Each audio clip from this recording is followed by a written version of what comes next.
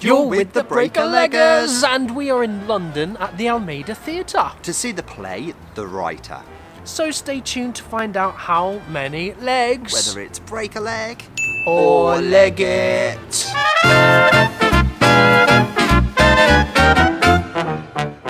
Before you awesome people go any further, to make sure you've always got your finger on the theatrical pulse for theatre news, reviews and interviews, hit subscribe right now. Yes, hit subscribe right now. Comment below if you've seen this show or let us know about any theatre you are passionate about. Join our Lega Theatre community. Yes, we'd love to hear from you. So we're back at the Almeida. One of our favourite venues. Yeah, it is one of our favourite venues. You've seen some great stuff here. And some not so great stuff here. It's been a real mixed we bag. do come back. The last thing I think we saw here was probably Albion and Summer and Smoke, which was great. Yes, both of them were exemplary. So yeah, they're onto a bit of a winning streak at the moment, so hopefully they can keep that up with this piece, which is a new play. It's a world premiere and it's written by Ella Hickson. Okay. And Ella Hickson also wrote the 2016 play Oil, which ran here, starring Anne-Marie Duff. Okay. It's directed by Blanche McIntyre. Now, do you recognise that name? No, should No? I? Yeah, you probably should. She directed Titus Andronicus. At the RSC, which then Yes. transferred over to the Barbican in London. Did, and we saw that, and you can catch our review just up there, and we loved that. We And to did. be honest, the strength in a Shakespeare, to be honest with you, for me, is in the direction. You know, unless you've got a strong director to bring those words off the page, Shakespeare can be a real drag. So, I've high hopes for her in this. It's got a cast of 4. Yeah, quite a small cast, but the cast does include Romola Garai, who we saw playing Sarah Churchill in the RSC production of Queen Anne. Yes, which then transferred to the Haymarket. Yes, which is where we saw it. You can catch our review just up there. Also in the cast is Michael Gould, whose stage credits include A View from the Bridge. Yes, where he played Alfieri, and also he played John Major in the audience with Helen Mirren. Helen Mirren. Heroin Mirren. Helen Mirren. The play is about a young writer who challenges the status quo and discovers that creative gain comes at personal cost. So quite a cryptic synopsis from the Almeida. A little bit, but it is just under 2 hours straight through, so no escape. No interval breakdown, No. but stick with us, stay till the end, and we'll tell you how many legs for this piece. We have come to the end of The Writer. The alarms are flashing outside the Almeida Theatre. It wasn't us, honest cop, it wasn't me. So, what did you make of that? And that 2-hour epic? Yeah, it felt 2 hours. It did feel like 2 hours. Yeah, sometimes you get one-act pieces, sometimes you get, absolute several acts, and, you get an Angels in America where the time it's 7 hours, but absolutely shoots by in the flash of an eye. This felt laboured at times. I really I just kind of cranked forward to the next sort of part and hoped for a scene change soon because things felt like they were dragging on a little bit too much. It was a real mixed bag. There were certain elements of the production and certain elements of the themes that I thought that the writer was trying to explore that were, in many ways edgy and sort of vital and visceral and important, and at other times I just felt like it lost focus and I didn't know what was going on. How did you feel? Briefly, as an overview, I think he summed it up quite well. I thought it's got a really strong first scene. Yes. The cast is fantastic. One of the best cast. I don't know if you agree or disagree, but we'll come to the cast. Yeah. But I thought the cast was great.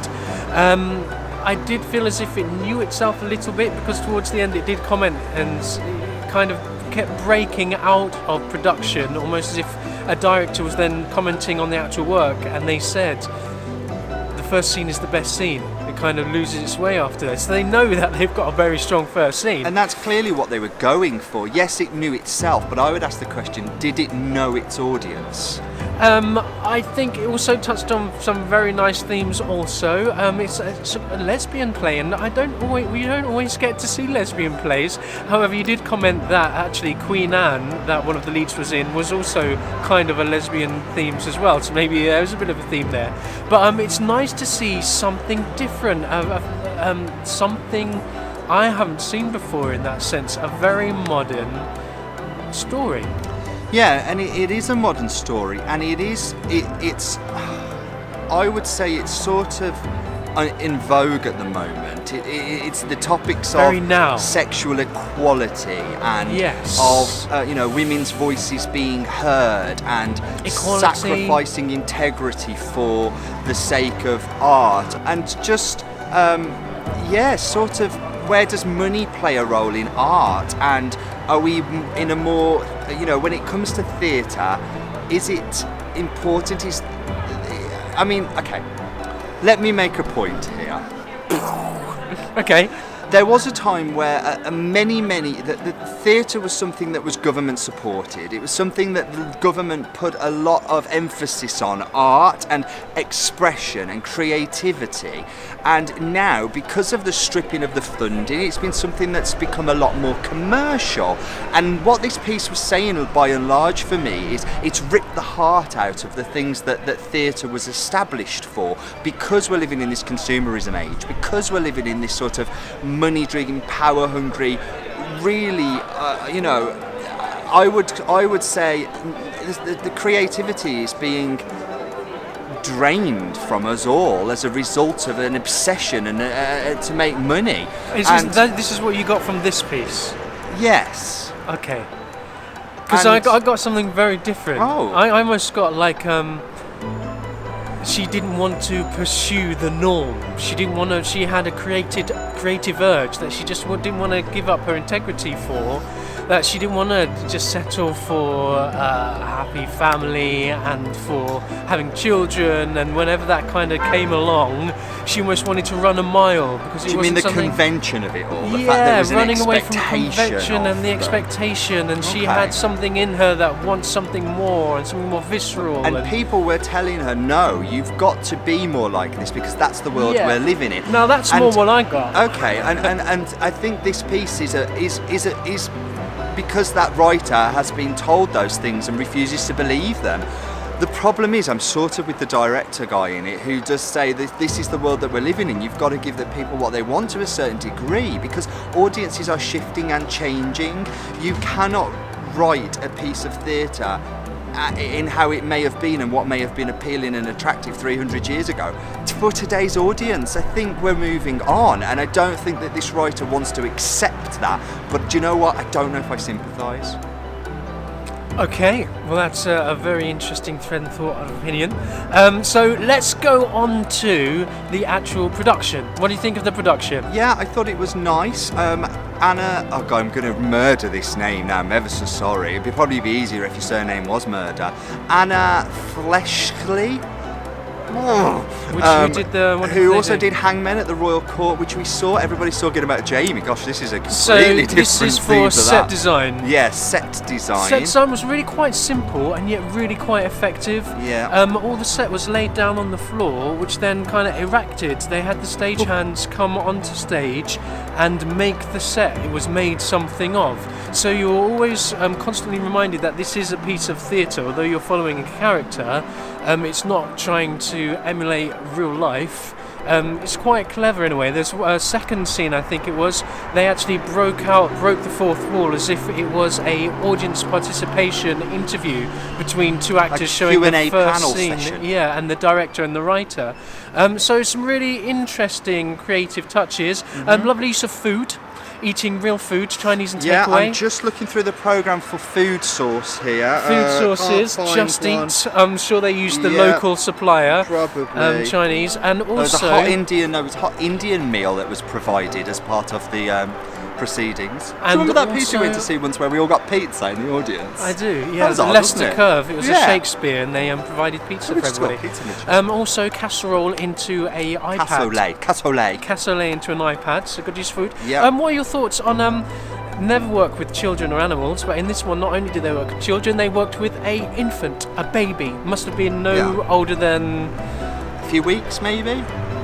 6 weeks max. I'd say 6 weeks max. A young baby. Yeah. How did you feel during that? It acted like a baby would act. It cried and crapped itself. I thought it was really interesting. I'd be really interested to know other people's thoughts, because I almost felt a bit uneasy. I think it tapped into it in the writing, because she was saying, this isn't my baby, it's just the person's on the wings. That kind of amplified the feelings that she was feeling, that this is an artificial concept that she didn't want to buy into. But you don't have any more to say about that? No. Okay, moving on to cast. You don't want to mention anything about lighting? I thought some of the lighting was nice. Lighting was nice. Richard Always Howell, good here.